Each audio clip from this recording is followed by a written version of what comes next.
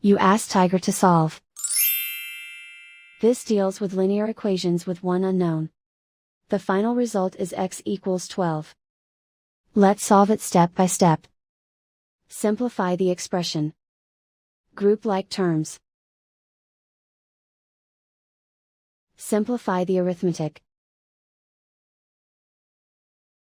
Group all constants on the right side of the equation. Subtract 12 from both sides. Simplify the arithmetic.